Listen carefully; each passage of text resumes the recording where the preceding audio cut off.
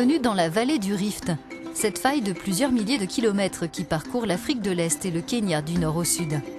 Des paysages époustouflants où règnent les animaux de la savane et où l'on exploite la géothermie, une source d'énergie renouvelable tirée de la chaleur présente dans le sous-sol.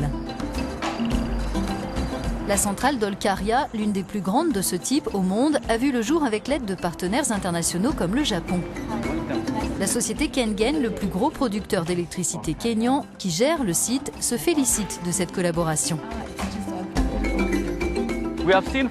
On a pu en mesurer les résultats en termes de réduction du coût de l'électricité.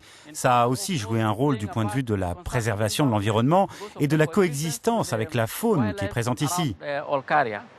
Olkaria 4 est un projet qu'on vient juste de terminer. En apportant 280 MW de plus à nos capacités de production, on réduit la part de celle produite grâce au mazout. Le coût de l'électricité a baissé de 30% sur un an et 30% pour les consommateurs, ça fait une sacrée différence. Sauvegarder l'environnement, c'était un casse-tête pour les exploitants. 4 centrales géothermiques sont implantées en plein cœur du parc national de Hell's Gate.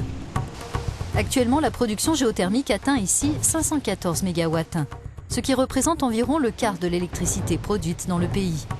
En 35 ans, l'entreprise Kengen a creusé 281 forages pour puiser cette chaleur, mais avec les centrales, les choses ont pris une autre dimension grâce à l'agence japonaise de coopération internationale. La première année, nos employés ont droit à une formation à plein temps selon les termes de l'accord avec l'agence japonaise.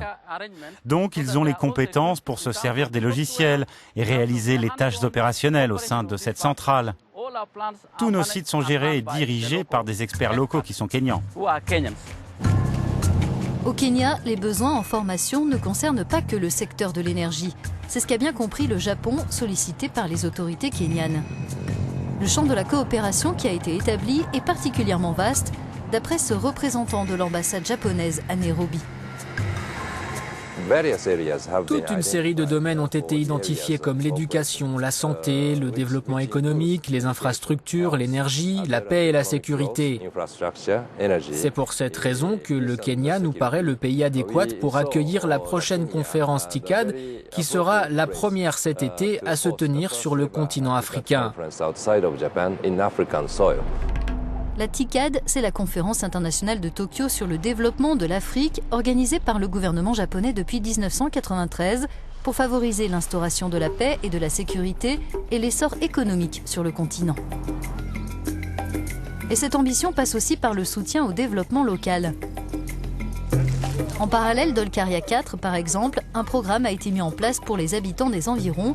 Les Maasai qui vivaient sur le site retenus pour le projet ont dû être relocalisés. De nouvelles habitations et une école ont été offertes. Si l'ancien établissement accueillait 84 élèves, ils sont aujourd'hui plus de 200 à être scolarisés ici. On est content d'avoir cette nouvelle école. Quand on la compare à celle qu'on avait avant, celle-ci est beaucoup mieux pour les enfants.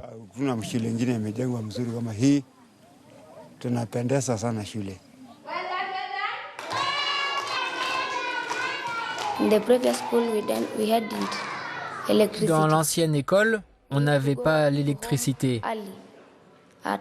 On rentrait tôt à la maison l'après-midi, vers 5 heures. Ici, on reste jusqu'à 6 ou 7 heures.